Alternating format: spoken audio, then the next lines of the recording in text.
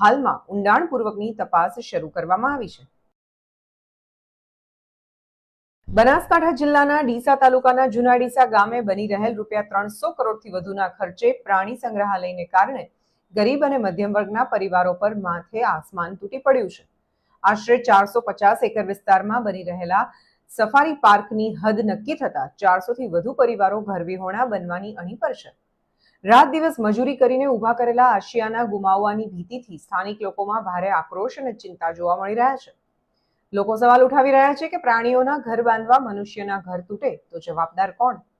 હાલમાં ફોરેસ્ટ ખાતા દ્વારા સફાઈની કામગીરી શરૂ થતા અસરગ્રસ્ત પરિવારો સ્થાનિક તંત્ર અને સરકાર પાસે વૈકલ્પિક વ્યવસ્થાની તાત્કાલિક માંગ કરી રહ્યા છે।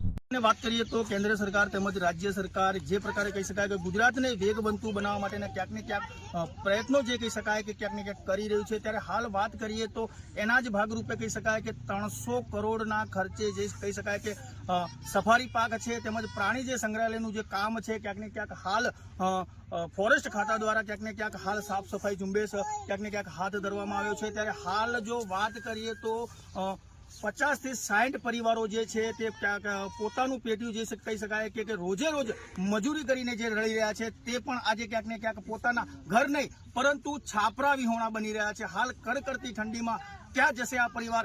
એક મોટો સવાલ આપણી સાથે આજ કહી શકાય કે ભોગ બનનાર જે પરિવાર છે ક્યાંક ને ક્યાંક જોડાયો છે, એમને પૂછવાની પ્રયત્ન કરીશું શું મનની વેદના।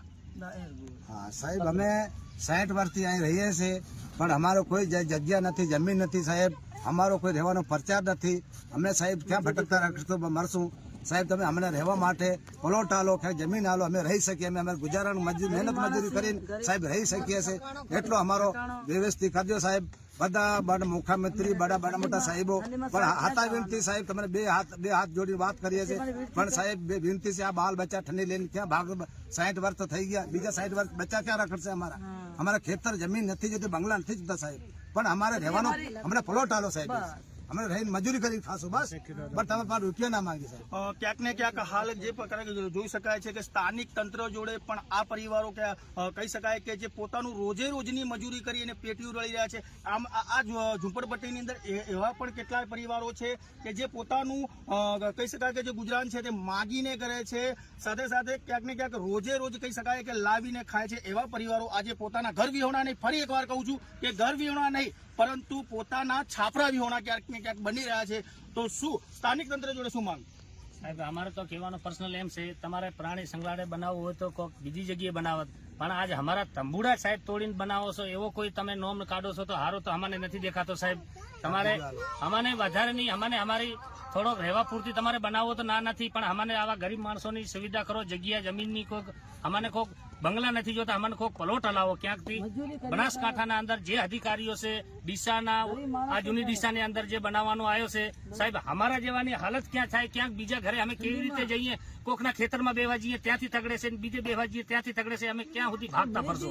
હવે અમારા બાપાની એમાંથી ઉંમર થઈ ગઈ, અમારે નથી રહેવાનો ઠિકાણો નથી, રહેવાની જમીન નથી। આજ 20 વર્ષથી અહીં બેઠા હતા, ઓયથી અમને ઉપાડે છે। શું વ્યવસાય શું કરો છો? અમારે મજૂરી માણસ ખેત કામ કરીએ છીએ સાહેબ, મજૂરી માણસ દાળીએ જઈએ છીએ, કોકના બટાકા વેણવા, કોકને મગફળી કાપવા એવી રીતે જઈએ છીએ સાહેબ।